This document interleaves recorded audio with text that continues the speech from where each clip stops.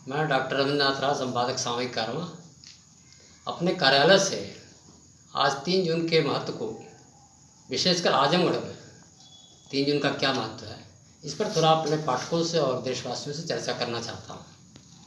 आज ही के दिन 1857 में आजमगढ़ पहली बार ब्रिटिश गुलामी से आज़ाद हुआ और 23 दिन तक आज़ाद रहा।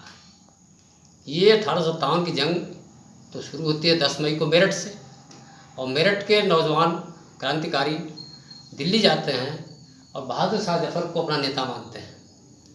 इस बुज़ुर्ग आदमी के पास लड़ने की ताकत नहीं थी, लेकिन हौसला था, नेतृत्व स्वीकार किया। परिणाम क्या हुआ? चारों पोतों को इनके सर कलम करके और अंग्रेजों ने नाश्ते के रूप में इनको परोसा था। और उसके बाद भी हिम्मत नहीं हारे। उन्होंने कहा कि बहादुरों की जो संतानें होती हैं वो सुरखरू होकर के इसी तरह से अपने बड़ों के सामने आती हैं। इस देश में जगह नहीं मिली इनको, रंगून में जाकर के इनको दफन किया गया। ये दूसरे जो उनके बगल में क्रांतिकारी ये वीर कुंवर सिंह हैं, इनकी उम्र भी 80, इन्हीं की तरह से 80 साल से ऊपर थे। ये भी 1857 के स्वतंत्रता संग्राम सेनानी थे। इन्होंने भी अंग्रेजों के छक्के छुड़ा दिए। 1858 में यहाँ भी आए थे, जब 2 बार अंग्रेजों को आजमगढ़ वालों ने आज़ाद कर लिया अंग्रेजों से। तब उनकी वीरता को सुन करके तीसरी बार 1858 में वीर कुंवर सिंह आए और उन्होंने जंग आज़ादी लड़ी, यहाँ के साथियों से लेकर के, क्रांतिकारियों को लेकर के, और तीसरी बार फिर आजमगढ़ को आज़ाद करा 20 दिन के लिए। उसके बाद तमाम बाहर से सेनाएँ अंग्रेजी आ गई और सफल नहीं हुई। और वहाँ जाते समय वीर कुंवर सिंह को रास्ते में गंगा किनारे वो गंगा नदी में गोली लगी, उनकी बाँह सड़ रही थी, वो हाथ काट के फेंक दिया अपना। तो ऐसे ऐसे बहादुरों का, ये देखिए तात्या टोपे हैं, ये 1857 स्वतंत्रता संग्राम के वीर बहादुर सेनानी हैं, जो रानी लक्ष्मीबाई और नाना साहब के मरने के बाद भी जंग आज़ादी को जारी रखा है। बहुत बहादुरी से लड़ाई दिल्ली से लड़े। ये बेगम हजरत महल हैं, यवत के नवाब को जब अंग्रेजों ने बेदखल कर दिया तो उनकी बीवी थी, इन्होंने बागडोर संभाली और इन्होंने 1857 की लड़ाई में भाग लिया। भाग करके इनको नेपाल में शरण लेनी पड़ी। ये इधर देखिए मौलवी अहमद साहब हैं, ये पूरे उत्तर भारत में अंग्रेजों के सबसे बड़े शत्रु माने जाते हैं। ये अंग्रेज इतिहासकारों ने कहा है कि मौलवी अहमद साहब उत्तर भारत में अंग्रेजों के सबसे बड़े शत्रु हैं। ये बहुत बहादुर आदमी थे और सेनापति की हैसियत से इन्होंने अनेक विप्लवों में भाग लिया। 1857 के भी महान योद्धा थे। हमारे इधर दाहिने तरफ और ये बाएं तरफ दोनों जो लिस्ट लगी हुई है, ये उन सेनानियों की है।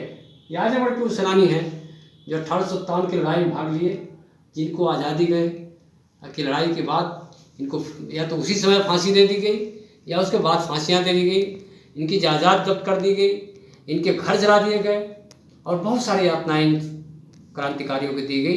ये आजमगढ़ के सारे जो है लिस्ट लगी हुई है।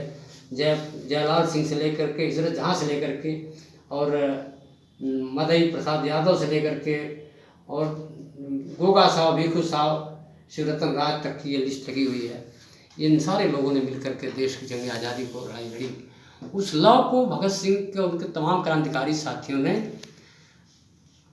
पराधीनता के खिलाफ जिंदा रखा और आगे बढ़ाया, और किसी तरह से मान लीजिए समझौते द्वारा ही देश आज़ाद हुआ 1947 में। लेकिन आज की क्या स्थिति है? आज हम देख रहे हैं कि पूरी दुनिया की बड़ी बड़ी मल्टीनेशनल कंपनियां हमारे देश में कब्जा जमाए हुए हैं और देश के हर क्षेत्र को सरकार खुद निजीकरण करके उन कंपनियों के हाथ में सौंप रही है, बेच रही है।